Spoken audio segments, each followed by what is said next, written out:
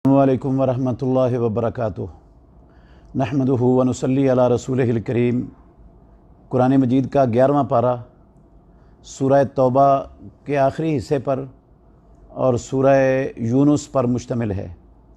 सूरह तौबा की एक आयत सिर्फ 11वें पारे में से 100 नंबर आयत, उस पर आज मुख्तसर बात होगी इंशाअल्लाह रहमान।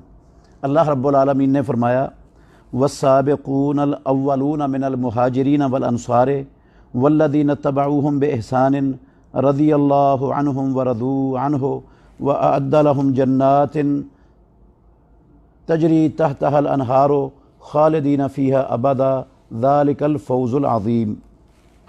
और सबकत ले जाने वाले, पहल करने वाले मुहाजिरीन में से और अंसार में से, और वो लोग जिन्होंने इन साबिकून अव्वलून मुहाजिरीनों अंसार की पैरवी की, बेइहसान नेकी के साथ, रज़ी अल्लाहु अन्हुम अल्लाह उनसे राज़ी हो गया, वरदू अन्हो और वो अल्लाह से राज़ी हो गए, और अल्लाह ने उनके लिए जन्नतें तैयार कर दी जिनके नीचे से नहरें बह रही हैं, जिन जन्नतों में वो हमेशा हमेश रहेंगे, और ये बड़ी कामयाबी है।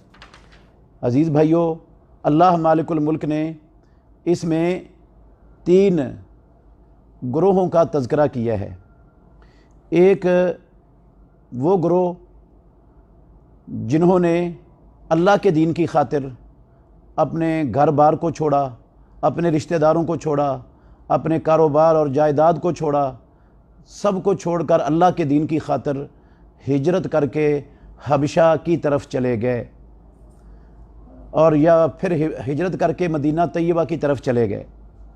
और दूसरे वो लोग जिन्होंने मदीना तैयबा में इन मुहाजिरीन की मदद की, इनके साथ ताउन किया और इनका पूरे का पूरा ख्याल रखा और इनको अपने मालों में और अपनी हर चीज़ में शरीक किया, वो अंसार सहाबा रिज़वानुल्लाहि अलैहिम अजमाइन।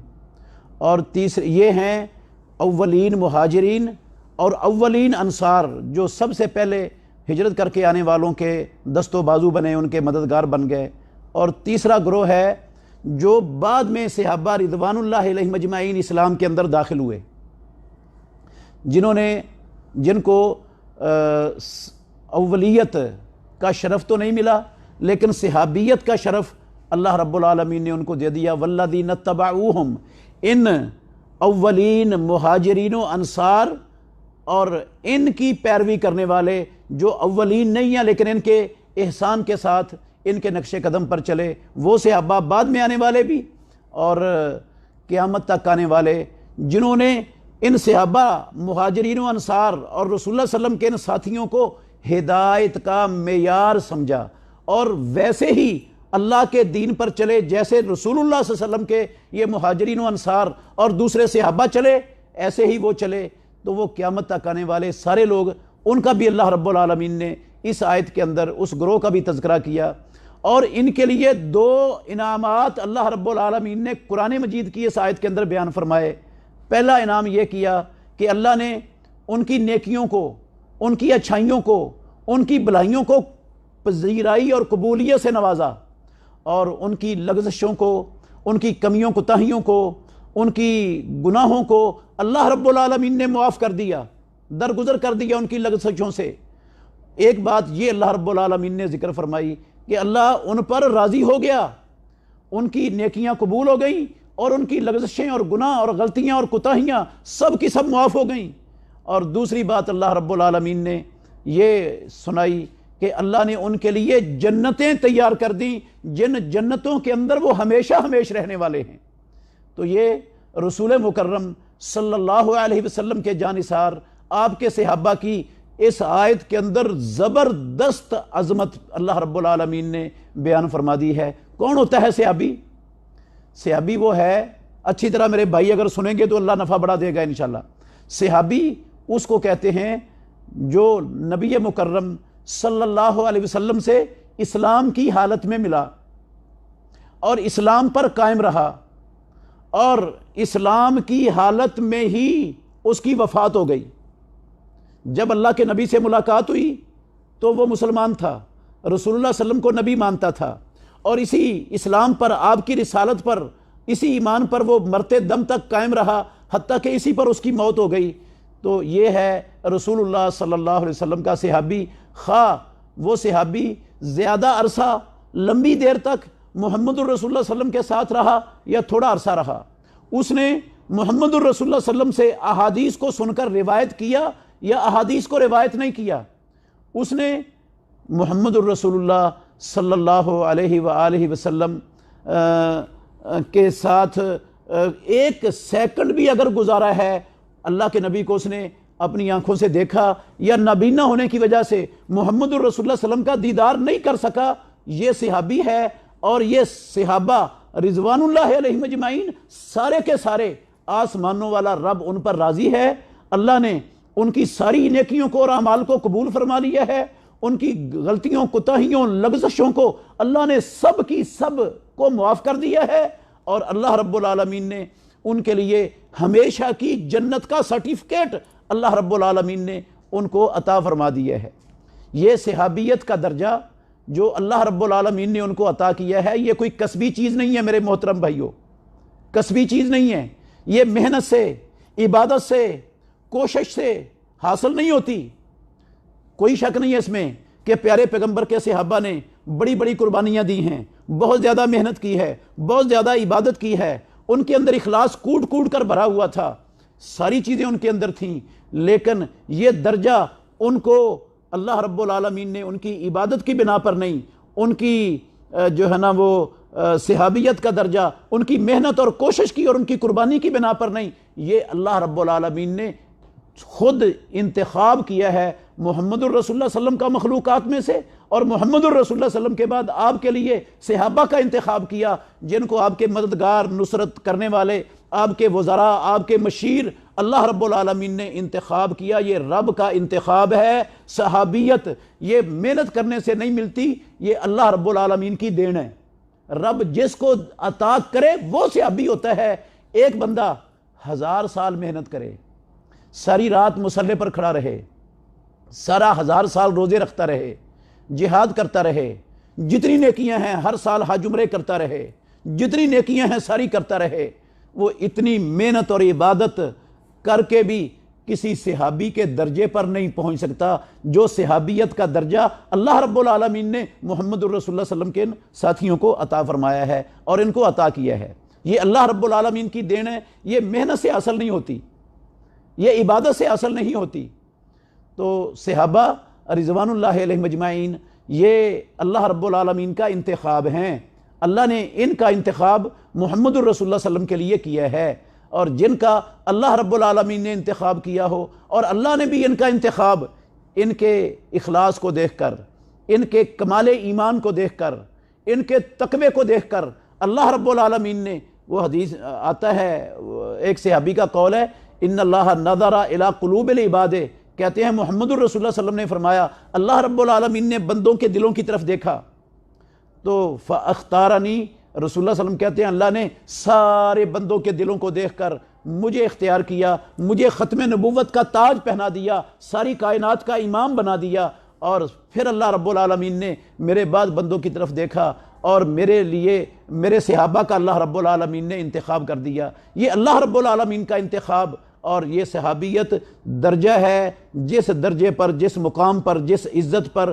جو ہے نا کوئی بندہ بذات خود نہیں پہنچ سکتا، یہ اللہ رب العالمین کے دینے سے یہ رتبہ اور یہ شرف اور یہ عظمت اور یہ شان ملی ہے صحابہ رضوان اللہ علیہم اجمعین کو۔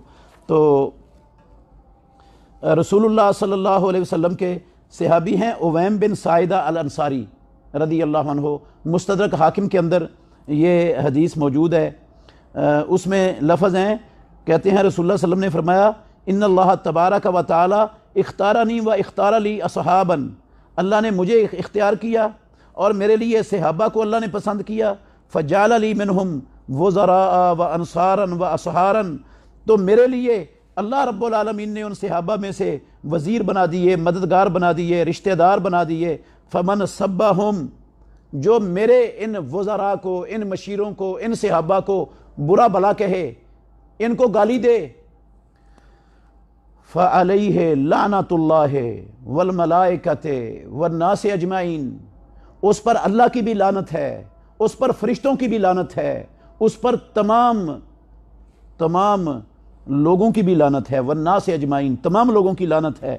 لا یقبل منہ یوم القیامت صرف ولا عدل، اس سے نہ کوئی فرضی عبادت اللہ رب العالمین قیامت کے دن قبول کرے گا اور نہ کوئی نفلی عبادت قبول ہوگی۔ ساری عبادتیں سب رائے گاہ اور برباد ہیں۔ جو محمد الرسول اللہ صلی اللہ علیہ وسلم کے صحابہ کو برا کہے، ان پر طعن و تشنیع کرے، ان کی تنقیص کرے، ان کی توہین کرے، ان کے خلاف زبان درازی کرے، ان پر زبانیں چلائے، اللہ رب العالمین کے نبی محمد الرسول اللہ نے اپنی وحی والی زبان سے کہہ دیا، اللہ کی بھی لعنت ان پر، فرشتوں کی بھی لعنت، اور قیامت تک آنے والی ساری کائنات کے لوگوں کی لعنت۔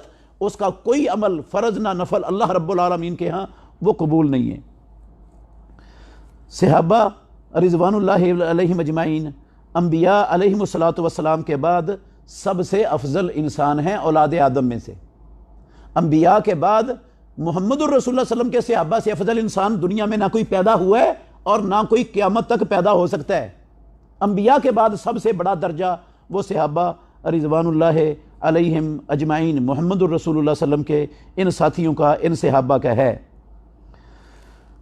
ان کی شان میں گستاخی یہ اللہ رب العالمین کے انتخاب پر جو ہے نا وہ اعتراض ہے کہ اللہ نے انتخاب صحیح نہیں کیا تھا اپنے نبی کے لیے ساتھیوں کا، ان کا انتخاب کیا نعوذ باللہ جو مفاد پرست تھے، جو وقتی جو ہے نا مفاد کے پیچھے اللہ کے نبی کے ساتھ آ کر جڑ گئے تھے، جو نبی کے ساتھ مخلص نہیں تھے، اسلام کے ساتھ مخلص نہیں تھے، اللہ ان کا انتخاب اللہ نے کر لیا۔ تو یہ رب نے جس کا انتخاب کیا ہے، یہ رب کے انتخاب پر تنقید ہے کہ رب کو بھی نہیں پتا چلا میں کن کا اپنے نبی کے لیے انتخاب کر رہا ہوں، میں اپنے نبیوں کے بعد آدم علیہ السلام کی اولاد میں سب سے بڑا درجہ کن کو دے رہا ہوں، رب کو بھی نہیں پتا چلا۔ جو صحابہ کی تنقید کرتا ہے وہ اللہ رب العالمین کے انتخاب پر اعتراض کر رہا ہے، تو جو رب کے انتخاب پر اعتراض کرے کہ رب کو پتہ ہی نہیں تھا، یہ لوگ تو چننے والے تھے ہی نہیں، ان کی وجہ سے تو اسلام بدنام ہوا ہے دنیا میں، انہوں نے تو اسلام کو نقصان پہنچایا ہے، انہوں نے تو نبی کے مشن کو نقصان پہنچایا ہے، نعوذ باللہ۔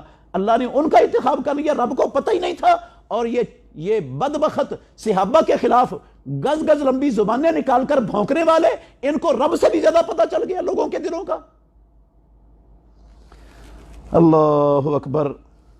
اور پھر قرآن و حدیث کے اولین راوی وہ یہ صحابہ ہیں رسول اللہ صلی اللہ علیہ وسلم کے، ان کے ذریعے اللہ کا قرآن، محمد الرسول اللہ صلی اللہ علیہ وسلم کی سنت اور احادیث کا ذخیرہ، سارا دین اللہ کا وہ صحابہ رضوان اللہ علیہم اجمعین کے ذریعے ہم تک پہنچا ہے۔ اگر صحابہ پر تان ہوگی، ان کی تنقیص ہوگی، ان کے خلاف زبان درازی ہوگی، ان کو برا بلا کہا جائے گا، ان کے اوپر تبرہ کیا جائے گا، تو یہ تبرہ ڈائریکٹ اسلام پر، اسلام کو مخدوش کرنے کی یہ کوشش ہوگی، اس سے اسلام مخدوش ہوگا، اللہ کے دین پر حرف آئے گا۔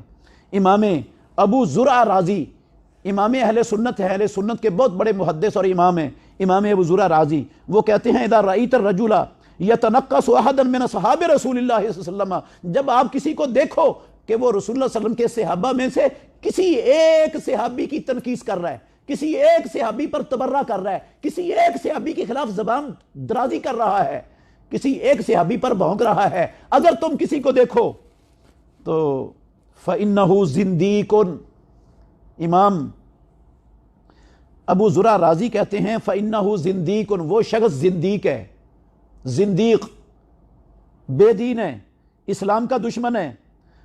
کیوں؟ وَذَلِكَ أَنَّ الرَّسُولَ صلی اللہ علیہ وسلم حق، رسول اللہ صلی اللہ علیہ وسلم حق ہیں، والقرآن حق، اور قرآن حق ہے، اور وَإِنَّمَا ادا الینا هذا القرآن والسنت اصحاب رسول اللہ صلی اللہ علیہ وسلم، یہ قرآن اور یہ سنت ہم تک محمد الرسول اللہ صلی اللہ علیہ وسلم کے صحابہ نے پہنچایا ہے۔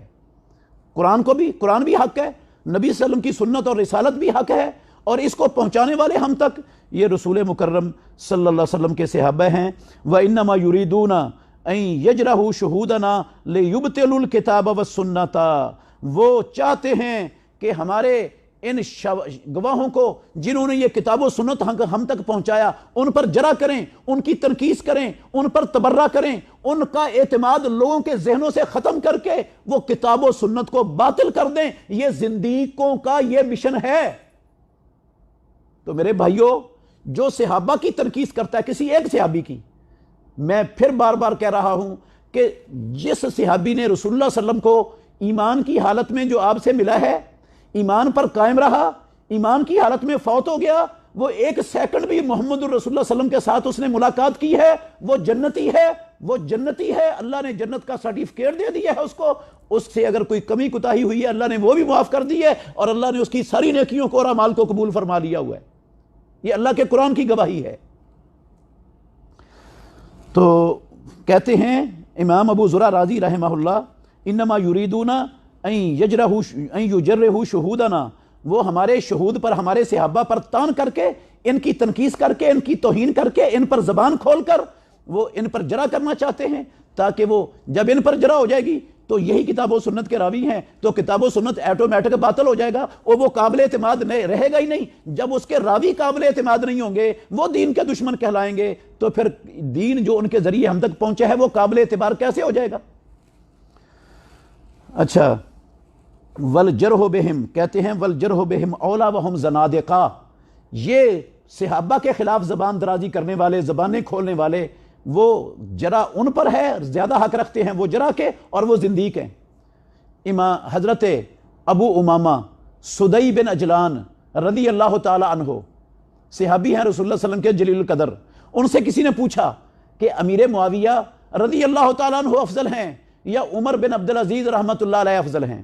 عمر بن عبدالعزیز رحمہ اللہ، یہ خلفائے راشدین کے بعد ان کی خلافت کو عین خلافت راشدہ کا جو ہے نا وہ صورت قرار دیا گیا ہے کہ حضرت علی رضی اللہ عنہ کے بعد جنہوں نے صحیح خلافت راشدہ کا حق ادا کیا وہ ہیں عمر بن عبدالعزیز رحمۃ اللہ علیہ، تابعی ہیں جلیل القدر۔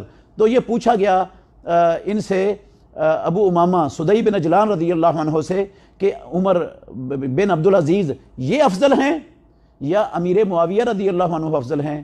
تو حضرت ابو امامہ سدی بن اجلان صحابی رسول اللہ صلی اللہ علیہ وسلم کے، وہ کہتے ہیں لا نعدل باصحاب محمد احدا، ساری دنیا کے نیک متقی پرہیزگار ایک طرف ہو جائیں، ہم کسی ایک کو بھی صحابہ کے برابر قرار نہیں دے سکتے۔ بھئی جو صحابہ کو محمد الرسول اللہ صلی اللہ علیہ وسلم کے دیدار کا، آپ کی ملاقات کا شرف ملا ہے، قسم اللہ کی دنیا کی کوئی شے اس شرف کی برابری کر ہی نہیں سکتی، کر ہی نہیں سکتی۔ تو صحابہ کے برابر تو کائنات میں ہے ہی کوئی نہیں۔ پھر قرآن مجید، فرقان حمید اور پیارے پیغمبر کی سنت اور احادیث کا مطالعہ کریں تو آپ کو پتہ چلے گا کہ اللہ رب العالمین نے من حیث الطبقہ، صحابہ کے طبقے کو من حیث الطبقہ اللہ رب العالمین نے ان کی تعریف کی ہے۔ والسابقون الاولون، ان سب کے مجموعے کو اللہ نے کہا ہے، سب کے مجموعے کو، کہ رضی اللہ عنہم ورضوا عنہ۔ اس کا مطلب ہے اس مجموعے کے اندر کہیں بھی کھوٹ کا نام و نشان اور تصور بھی نہیں ہے، کیونکہ اللہ نے مجموعے پر، اور اللہ رب العالمین کسی طبقے کے کسی مجموعے پر من حیث المجموعہ اللہ نے کسی کی تعریف نہیں کی سوائے رسول اللہ صلی اللہ علیہ وسلم کے صحابہ کے۔ تو جن کی تعریف اللہ کر رہے ہیں من حیث المجموعہ، وہ ان کے اندر کھوٹ کیسے ہو سکتی ہے؟ وہ منافق کیسے ہو سکتے ہیں؟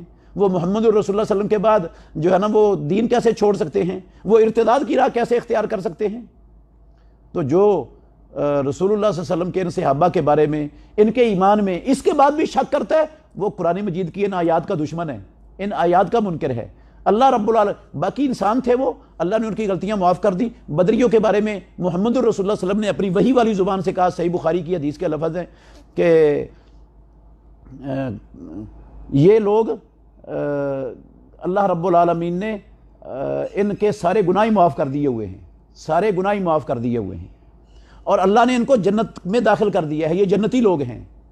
یہ صحیح بخاری میں محمد رسول اللہ نے بدریوں کے بارے میں کہا، قرآن میں اللہ نے احد والوں کے بارے میں کہا وَلَقَدْ عَفَا عَنْهُمْ، اللہ نے ان کو معاف کر دیا ہے۔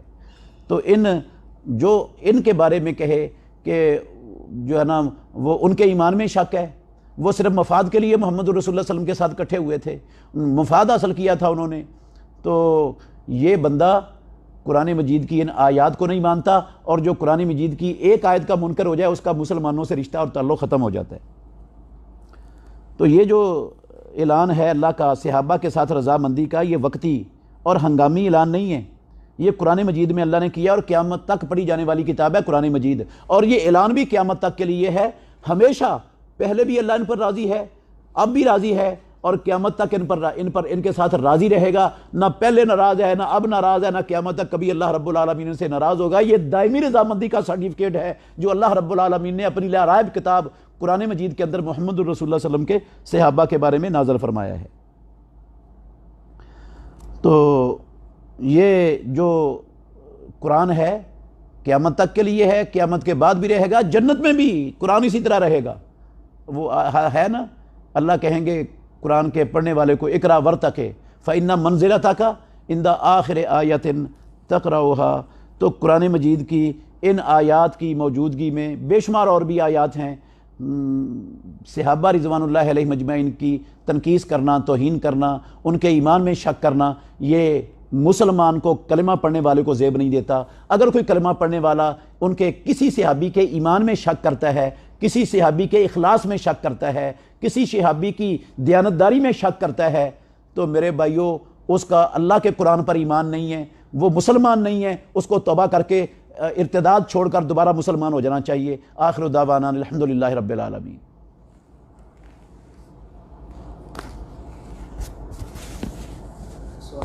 لکھے ہونے آ رہے ہونے سوال، پڑھ کے سنائی جاؤ۔ ایک ہاتھ کی انگلیوں کا دوسرے ہاتھ کی انگلیوں میں ڈالنے سے وضو ٹوٹ جاتا ہے؟ ایک ہاتھ کی انگلیوں کا دوسرے ہاتھ کی انگلیوں میں ڈالنے سے وضو ٹوٹ جاتا ہے؟ بھئی حدیثیں ہیں صحیح بخاری میں، رسول اللہ صلی اللہ علیہ وسلم نے وضو کرنے کے بعد مسجد میں آ کر انگلیوں کو، ہاتھوں کی انگلیوں کو دوسری انگلیوں میں ڈالنے سے منع فرمایا ہے۔ اس کو تشبیک کہتے ہیں، یہ تشبیک ہے۔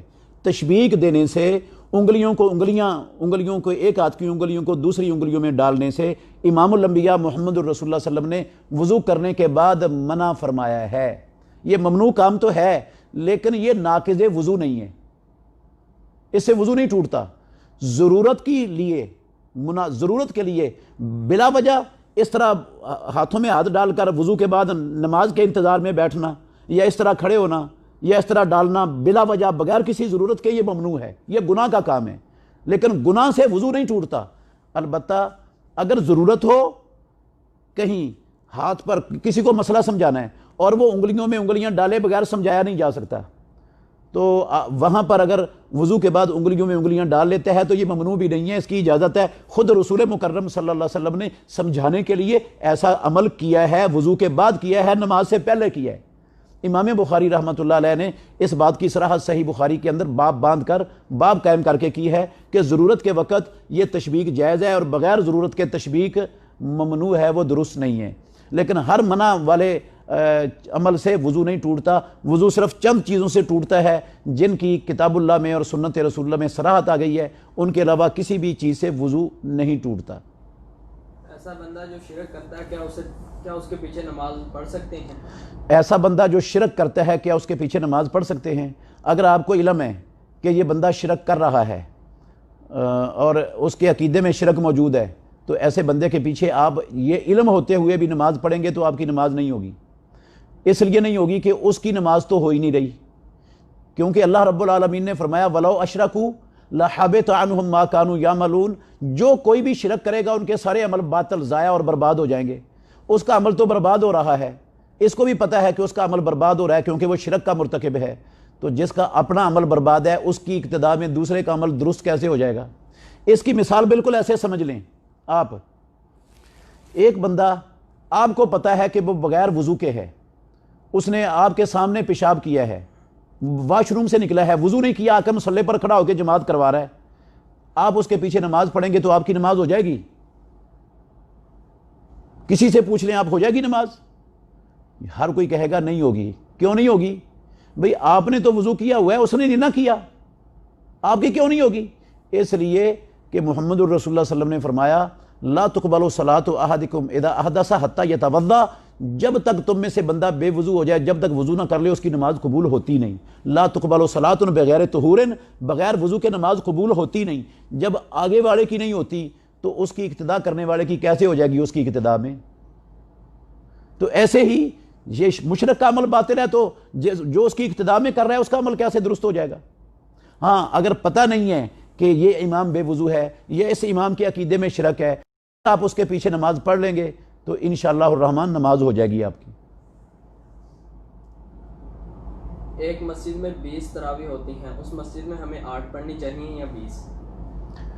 ایک مسجد میں 20 تراویح ہوتی ہیں، ہمیں 8 پڑھنی چاہیے یا 20 اس مسجد میں؟ بھئی 8 ہی پڑھنی چاہیے۔ آپ رسول اللہ صلی اللہ علیہ وسلم کے طریقے کو اپنائیں۔ امام الانبیاء محمد الرسول اللہ صلی اللہ علیہ وسلم نے رمضان اور غیر رمضان میں 11 رکعتوں سے زیادہ نہیں پڑھا کبھی۔ ہماری ماں عائشہ صدیقہ رضی اللہ عنہا نے صراحت کی ہے، صحیح بخاری شریف کے اندر یہ حدیث موجود ہے۔ موبائل ہاتھ میں پکڑ کر تراویح سننا کیسا ہے؟ موبائل ہاتھ میں پکڑ کر تراویح سننا کیسا ہے؟ کوئی حرج نہیں ہے، آپ مصحف ہاتھ میں پکڑ کر بھی سن سکتے ہیں اور موبائل پکڑ کر بھی سن سکتے ہیں۔ ذکوان تھے غلام ام المومنین عائشہ صدیقہ رضی اللہ عنہا کے، وہ قرآن دیکھ کر جو ہے نا تراویحاں پڑھایا کرتے تھے۔ امہات المومنین اور صحابیات اس کے پیچھے تراویح پڑھتی تھیں، وہ دیکھ کر پڑھاتے تھے۔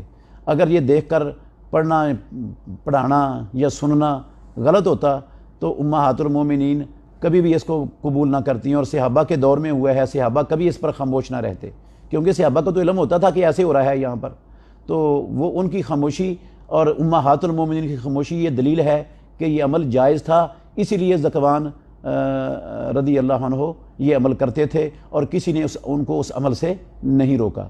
باقی رسول مکرم صلی اللہ علیہ وسلم، بعض لوگ کہتے ہیں کہ یہ حرکت ہے، کثیر حرکت ہے، اور حرکت کثیر سے زیادہ حرکت سے نماز باطل ہو جاتی ہے۔ یہ بات ویسے ہی درست نہیں ہے۔ حرکت کثیر اور حرکت قلیل کی نہ تو کوئی کتاب اللہ اور سنت رسول اللہ میں حد بندی ہے اور نہ کوئی مسئلہ ہے اسلام کا۔ صحیح بخاری میں حدیث ہے، محمد الرسول اللہ صلی اللہ علیہ وسلم اپنی نواسی امامہ بنت ابی العاص کو اپنے کندھوں پر بٹھاتے تھے نماز پڑھاتے ہوئے، تو جب رکوع جاتے تھے آپ اس بچی کو اٹھا کر زمین پر بٹھا دیتے، سجدوں سے فارغ ہو کر کھڑے ہوتے تو پھر بچی کو اٹھا کر کندھوں پر بٹھا لیتے۔ جب بچی کندھوں پر بٹھا کر نماز پڑھی اور پڑھائی جا سکتی ہے، اس کو اتارا اور چڑھایا جا سکتا ہے کندھوں پر نماز کی حالت میں، نماز خراب نہیں ہوتی، تو موبائل کو یا قرآن مجید کو اٹھانا تو وہ تو بچی کے اٹھانے سے آسان ہے نماز میں۔ اگر اس سے نماز خراب نہیں ہوئی اتنی حرکت سے، تو اس حرکت سے نماز کیسے خراب ہو جائے گی؟ کیا زمزم کا پانی قبلہ کی طرف منہ کر کے اور کھڑے ہو کر پینا چاہیے، اور کیا دل میں کوئی حسرت رکھ کے پینا چاہیے، یا جو بھی کوئی دعا کی جائے وہ پوری ہوگی؟ جی، زمزم کا پانی یہ تو رسول اللہ صلی اللہ علیہ وسلم نے فرمایا ہے کہ ماء زمزم لما شرب لہ، زمزم کا پانی جس مقصد کے لیے پیا جائے، جس نیت سے، رب العالمین وہ نیت پوری کر دیتے ہیں بندے کی، وہ اس کا مقصد پورا کر دیتے ہیں۔ یہ صحیح حدیث ہے۔ البتہ اس کو کھڑے ہو کر پینا اور قبلے کی طرف منہ کر کے پینا، یہ اس کے آداب میں سے کوئی اسپیشل ادب نہیں ہے۔ کھڑے ہو کر پانی پینا اسلام کے اندر، کوئی بھی پینے والی چیز پینا حلال ہے، جائز ہے، حرام نہیں ہے، لیکن بیٹھ کر پینا افضل ہے۔ کوئی بھی پینے والی چیز، چاہے زمزم ہے، چاہے دودھ ہے، چاہے پانی ہے، چاہے چائے ہے، چاہے کوئی پینے والی چیز ہے، کوئی بھی مشروب ہے، آپ بیٹھ کر پئیں گے تو اجر ملے گا، ثواب ملے گا، زیادہ بہتر ہے، افضل ہے، اولا ہے۔ لیکن اگر یہ کھڑے ہو کر پی لیں گے یہ ساری چیزیں تو حلال ہے، جائز ہے، حرام نہیں ہے، آپ مجرم اور گناہ گار نہیں ہوں گے۔ رسول مکرم صلی اللہ علیہ وسلم نے کھڑے ہو کر پیا ہے، زمزم کا پانی بھی پیا ہے، دودھ بھی کھڑے ہو کر پیا ہے، پیارے پیغمبر نے وضو کا بچا ہوا پانی بھی کھڑے ہو کر پیا ہے، گنجائش ہے کھڑے ہو کر پینے کی۔ لیکن یہ زمزم کے آداب، زمزم پینے کے آداب میں یہ کوئی ادب نہیں ہے کہ ضروری ہے اس کو کھڑے ہو کر پینا ہے اور منہ قبلے کی طرف کر کے پینا، یہ کوئی آداب میں سے ادب نہیں ہے۔ تو بسم اللہ پڑھ کر پئیں، 3 سانسوں میں پئیں، یہ آداب ہیں، اور بیٹھ کر پئیں۔ اور زمزم کے لیے خاص ادب یہ ہے کہ آپ اس کے پینے سے پہلے ایک کوئی نیت کر لیں کہ اللہ آپ کی یہ چیز آپ کو عطا کر دے، یہ چیز آپ کو دے دے، وہ انشاءاللہ اللہ آپ کی نیت کو پورا کر دے گا اگر آپ کے اندر اخلاص ہوا اور دعا کی قبولیت کی باقی شرطیں بھی آپ کے اندر موجود ہوئیں تو۔ اور یہ بھی ذہن میں رکھنا چاہیے کہ زمزم کا پانی آسمان کی نیلی چھت تلے رب کی زمین پر سب سے افضل پانی ہے، اس سے افضل پانی دنیا میں کوئی نہیں ہے۔ رسول اللہ صلی اللہ علیہ وسلم نے فرمایا شفاء سقم و طعام تومن، یہ کھانے والے کے لیے کھانے کی جگہ پر بھی کفایت کرتا ہے، اور بیماروں کے لیے اللہ نے اس میں شفا بھی رکھی ہوئی ہے۔ اگر خاوند اپنی بیوی کو مسجد میں جانے سے منع کرے تو عورت کو کیا حکم ہے جمعہ اور عید کی نماز کا؟ اگر خاوند جمعے اور عید کی نماز کے لیے اپنی بیوی کو مسجد میں جانے سے منع کرے تو کیا حکم ہے؟ بھئی خاوند کا منع کرنا یہ رسول اللہ صلی اللہ علیہ وسلم کے حکم کی، آپ کے فرمان کی خلاف ورزی ہے۔ خاوند کو توبہ کرنی چاہیے، اللہ سے معافی مانگنی چاہیے۔ رسول اللہ صلی اللہ علیہ وسلم نے فرمایا لا تمنعوا اماء اللہ مساجد اللہ، او اللہ کے بندو، محمد الرسول اللہ صلی اللہ علیہ وسلم کا کلمہ پڑھنے والو، اللہ کی بندیوں کو اللہ کی مسجدوں میں آنے سے مت روکو۔ کوئی حق نہیں ہے اگر کوئی جمعہ پڑھنے کے لیے، دین سیکھنے کے لیے مسجد میں آنا چاہتی ہے تو اس کو روکنے کا حق نہیں ہے شریعت میں۔ امام الانبیاء نے منع فرما دیا ہے اس کو روکنے سے۔ اسی طرح عید پڑھنے کے لیے تو رسول اللہ صلی اللہ علیہ وسلم نے اسپیشل عورتوں کو نکالنے کا حکم دیا ہے۔ آپ نے فرمایا کہ جن کے پاس پردہ نہیں ہے وہ اپنی بہن کا پردہ لے کر نکلیں، اور جو اپنی ماہواری کے ایام میں جنہوں نے نماز نہیں پڑھنی وہ بھی نکلیں، وہ مسلمانوں کی اس دعوت کے اندر آ کر شریک ہو جائیں۔ تو اتنا تاکیدی حکم دیا رسول اللہ صلی اللہ علیہ وسلم نے عیدگاہ کے لیے جانے کا، عید پڑھنے کے لیے جانے کا۔ تو خاوند جو روکتا ہے بیوی کو، وہ رسول اللہ صلی اللہ علیہ وسلم کے اس فرمان کی بھی خلاف ورزی کر رہا ہے، اس فرمان کی بھی خلاف ورزی کر رہا ہے، تو یہ خاوند کو تو زیب نہیں دیتا۔ ہاں اگر اس کی بیوی بد کردار ہے، بد اخلاق ہے، بے پردہ ہے، بد زبان ہے، اور ویسے وہ نمازیں کوئی بھی نہیں پڑھتی گھر میں، نماز کے ساتھ اس کا واسطہ ہی کوئی نہیں ہے، صرف ملاقاتیں کرنے کے لیے، آوارہ گردی کرنے کے لیے وہ عید کا یا جمعے کا بہانہ بنا کے جاتی ہے، تو پھر ٹھیک ہے، پھر وہ روک سکتا ہے کہ اگر وہ پانچوں نمازیں بھی پڑھتی ہے، اپنے گھر میں اہتمام کرتی ہے اور دین میں علم میں اضافے کے لیے وہ جانا چاہتی ہے خطبہ سننے کے لیے، تو روکنے کی اجازت نہیں ہے۔ ویسے مسجدوں میں با نماز جماعت پڑھنے کے لیے جانے سے بھی روکنے کی اجازت نہیں ہے اسلام میں۔ کیا جمعے کے دن جسم کی صفائی کرنا زیادہ افضل ہے؟ کیا جمعے کے دن جسم کی صفائی کرنا زیادہ افضل ہے؟ نہیں بھی، ایسی بات کتاب اللہ میں اور سنت رسول اللہ میں کوئی نہیں ہے۔ 40 دن سے زیادہ غیر ضروری بال اور ناخن یہ چھوڑنے کی اجازت نہیں ہے اسلام میں۔ باقی آپ جس دن بھی کاٹ لیں، کوئی یہ جمعے والے دن اسپیشل اس کے اجر اور افضل ہونے کی میرے علم میں تو کوئی دلیل نہیں ہے، کتاب و سنت میں مجھے نہیں ملی۔ جب سائرن بجتا ہے تو کیا اسی وقت کھانا پینا بند کر دینا چاہیے؟ جب سائرن بجتا ہے تو کیا سحری کا کھانا پینا اسی وقت بند کر دینا چاہیے؟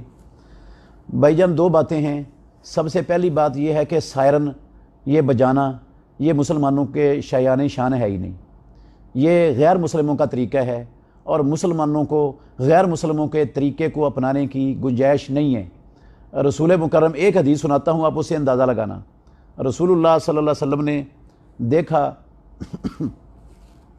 عبداللہ بن عمر بن عاص رضی اللہ عنہما، صحیح مسلم کتاب اللباس کے اندر حدیث ہے، انہوں نے زرد رنگ کا لباس پہنا ہوا تھا، رسول اللہ صلی اللہ علیہ وسلم کی خدمت میں حاضر ہوئے تو آپ نے دیکھتے ہی کہا اموں کا امرت کا بہادہ، کیا تجھے تیری ماں نے یہ حکم دیا ہے؟ عبداللہ بن عمر بن عاص رضی اللہ عنہما کہنے لگے اللہ کے نبی، میں ان کو دھو ڈالوں، اس رنگ کو اتار دوں؟ آپ نے فرمایا نہیں، انہا من ثیاب الکفار فلا تلبسھا، تو مسلمان ہے، یہ کافروں کے کپڑے ہیں، یہ کافروں کا کلچر ہے، فلا تلبسھا، تو کافروں کے کپڑے کو نہ پہن، بل احرقھما، بلکہ ان کو جلا ڈال۔ تو اللہ کے نبی تو کافروں کے کلچر سے اتنی نفرت کرتے ہیں، اس کا وجود ہی برداشت نہیں کرتے، تو ہم وہ کلچر کافروں کا یہ سحری اور افطاری کے لیے استعمال کریں؟ نہ صحابہ نے استعمال کیا، نہ رسول اللہ صلی اللہ علیہ وسلم نے استعمال کروایا، نہ ائمہ اربعہ میں سے کسی نے استعمال کیا، تو کیا ضرورت پڑی ہے اس کی؟ آج کل لوگوں کے پاس موبائل ہیں، گھڑیاں ہیں، آج کل مکبر الصوت سپیکر ہیں مسجدوں کے اندر، اذانیں ہو جاتی ہیں، پتہ چل جاتا ہے ہر ایک کو۔ ویسے بھی سورج غروب ہونے کا وقت ہر بندے کو معلوم ہوتا ہے، سورج فجر کے طلوع ہونے کا وقت بھی اخباروں میں ہر بندے تک پہنچ جاتا ہے، گھڑیوں میں موجود ہے۔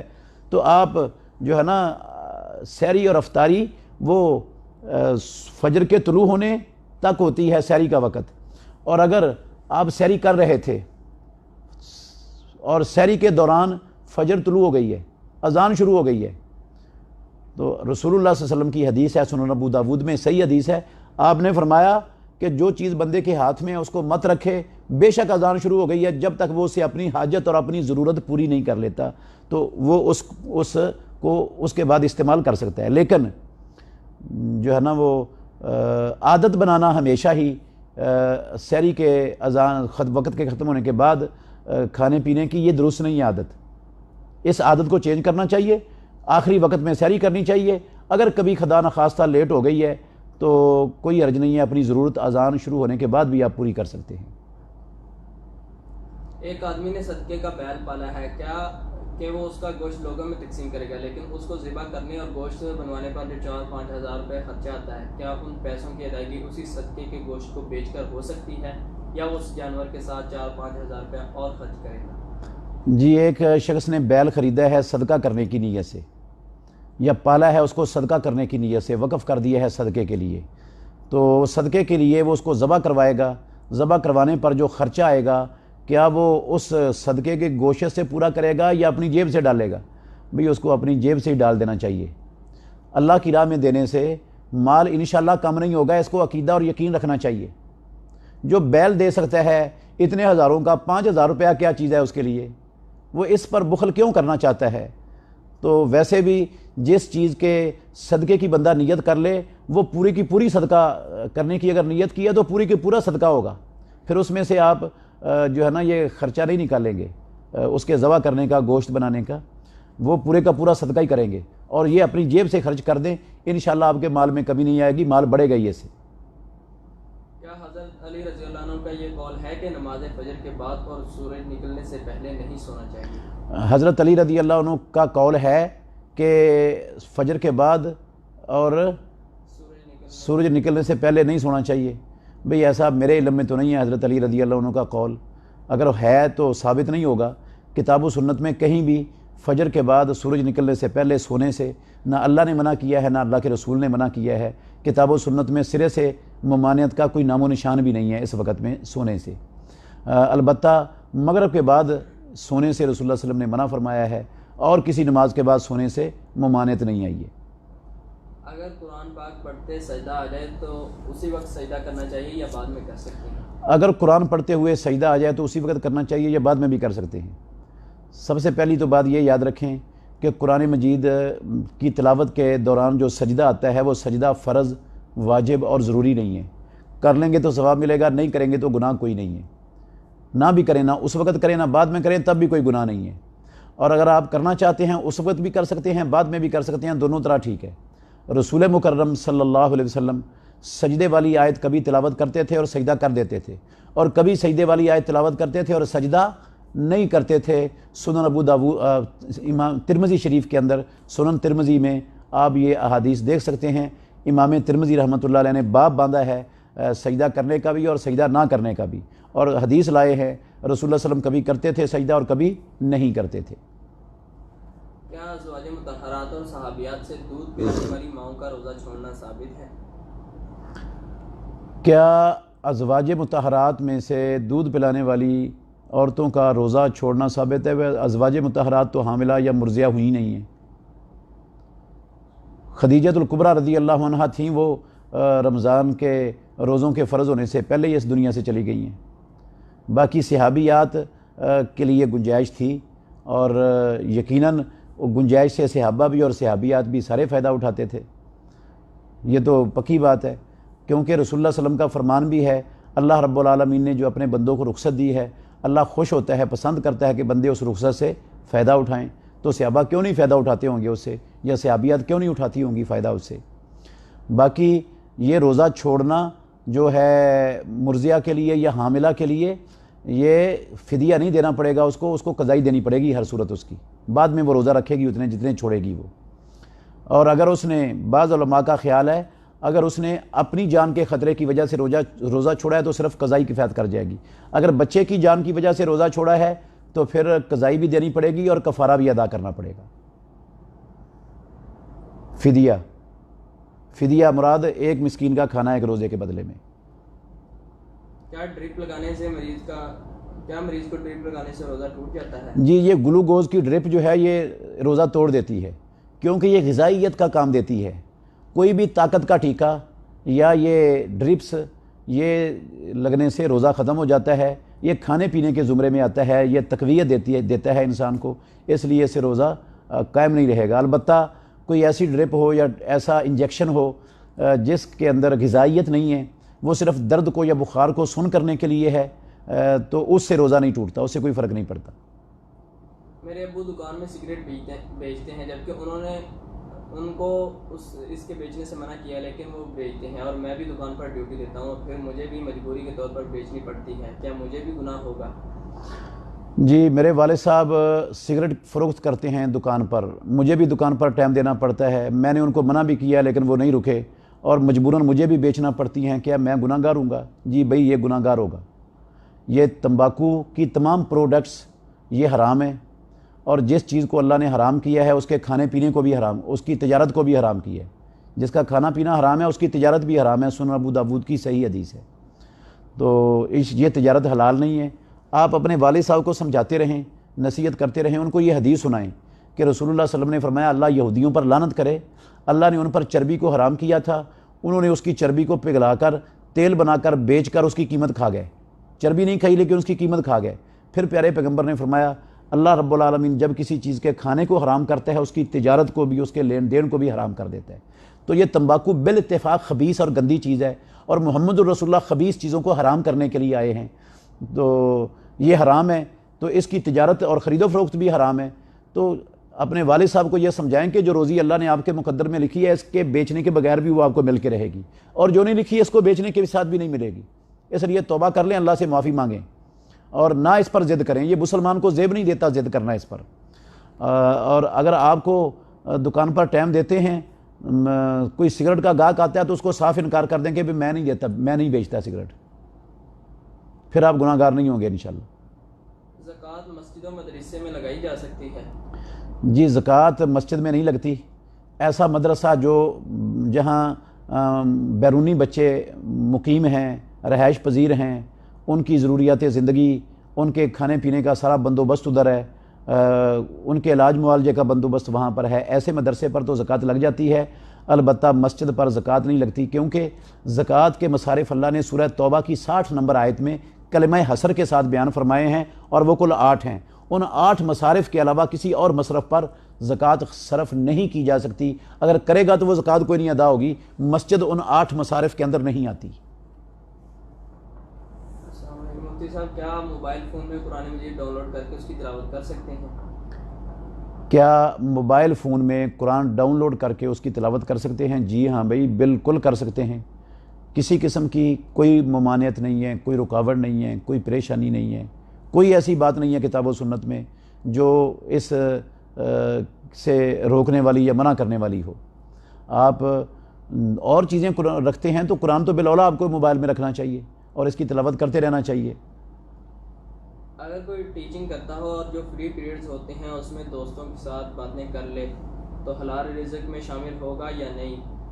بھئی فری جو پیریڈز ہوتے ہیں اس میں اگر وہ بات چیت کر لیتا ہے، اپنے دوستوں کے ساتھ بیٹھ کر مجلس کرتا ہے، تو اس کی روزی تو حرام نہیں ہوگی اس سے۔ وہ فری ہے، فری وقت ہے، اس فری وقت میں جو حلال اور جائز کام ہے اس کی اسلام نے اس کو اجازت دی ہے۔ اسکول نے، ادارے نے جب اس کو فری وقت دے دی ہے تو اب اس فری وقت کو اپنے جس بھی مرضی حلال کام میں چاہے استعمال کر سکتا ہے، وہ اس سے اس کی روزی کے اوپر کوئی فرق نہیں پڑے گا۔ لیکن دوستوں میں بیٹھ کر جو ہے نا فضول باتیں کرنا، جھوٹ بولنا، گپیں لگانا، گالی گلوچ کرنا، اس طرح کی چیزیں نہیں ہونی چاہیے، اور لغو کوئی کام نہیں ہونا چاہیے، کوئی لغو بات، بیہودہ بات نہیں ہونی چاہیے۔ فائدے والی باتیں ہوں تو انشاءاللہ آپ کی روزی میں یہ فارغ جو گھنٹیاں ہیں، ٹائم ہیں، پیریڈز ہیں آپ کو ملے ہوئے، وہ آپ صرف کر سکتے ہیں۔ کیا روزے کے دوران ناک یا آنکھ میں قطرے ڈالے جا سکتے ہیں؟ کیا روزے کے دوران آنکھ یا ناک میں قطرے ڈالے جا سکتے ہیں؟ شرعی طور پر اس میں کوئی قباحت نہیں ہے، نہ یہ کھانے میں آتا ہے نہ پینے میں آتا ہے۔ صرف بسا اوقات اس کا ذائقہ حلق تک پہنچ جاتا ہے، تو ذائقہ حلق تک پہنچنے سے جو ہے نا وہ روزہ نہیں ٹوٹتا، کیونکہ کھانے پینے سے روزہ ٹوٹتا ہے یا جماع سے ٹوٹتا ہے، اور یہ کچھ بھی کسی چیز میں بھی نہیں آتا۔ یہ آدمی وضو کرتا ہے، وضو میں کلی کرنا فرض ہے، 5 ٹائم بھی وضو کرنا پڑتا ہے بندے کو، تو کلی کرتے ہوئے جب منہ میں پانی ڈالے گا تو یہ ذائقہ بھی حلق تک پہنچتا ہے۔ بعض جگہوں پر پانی نمکین ہوتا ہے، بعض جگہوں پر پانی کھارا ہوتا ہے، بعض جگہوں پر مختلف ذائقوں کا پانی ہوتا ہے، وہ سارے ذائقے بندے کے حلق کو محسوس ہوتے ہیں۔ تو کلی کرنے سے اگر ان ذائقوں کے حلق تک جانے سے روزہ نہیں ٹوٹتا تو وہ آنکھ یا کان یا ناک کے اندر قطرہ ڈالنے سے اگر اثر اس کا حلق تک پہنچ گیا تو اس سے کیسے وضو ٹوٹ جائے گا؟ نماز ظہر اور عصر میں امام کے پیچھے سورہ فاتحہ کے بعد کوئی اور سورت پڑھ سکتے ہیں؟ نماز ظہر یا عصر میں فاتحہ کے بعد امام کے پیچھے کوئی اور سورت پڑھ سکتے ہیں؟ بالکل پڑھ سکتے ہیں۔ صرف جہری نمازوں میں جب امام جہری قرات کر رہا ہو تو فاتحہ کے علاوہ کچھ اور پڑھنے کی اجازت نہیں ہے۔ باقی سری نمازوں میں جب امام سری قرات کر رہا ہو اور سری رکعتوں میں آپ فاتحہ کے بعد کوئی دوسری پڑھ لیں سورت تو جائز ہے، افضل ہے۔ رسول اللہ صلی اللہ علیہ وسلم اکثر چاروں ظہر کی چاروں رکعتوں میں پڑھا کرتے تھے، عصر کی بھی چاروں رکعتوں میں پڑھا کرتے تھے، اور کبھی کبھار پچھلی 2 رکعتوں میں سورہ فاتحہ پر اکتفا کر لیتے تھے۔ تمام بھائیوں کا شکریہ ادا کرتا ہوں جنہوں نے دین سیکھنے کے لیے اپنا قیمتی وقت نکالا۔ آئندہ سے انشاءاللہ الرحمن ہم یہ نشست صرف سوال و جواب کی نشست کیا کریں گے، کیونکہ لوگوں کے بہت زیادہ سوالات ہیں اور بہت زیادہ مسائل ہیں، لوگ پوچھنا چاہتے ہیں۔ تو انشاءاللہ الرحمن جو بھائی بھی اس پروگرام میں آ کر اپنے مسائل پوچھنا چاہتا ہے بلا جھجک وہ آئے، کتاب و سنت کی روشنی میں انشاءاللہ الرحمن ان کو ان کے سوالوں کے جواب دیے جائیں گے۔ آپ اپنے بھائیوں کو بھی اطلاع کریں جن کو سوال مسائل درپیش رہتے ہیں اور کوئی پوچھنے والا نہیں ملتا، انشاءاللہ الرحمن اس کو اس پروگرام میں شریک کریں، ہم ان کے تمام سوالوں کے جواب انشاءاللہ کتاب و سنت کی روشنی میں ہر روز دیا کریں گے۔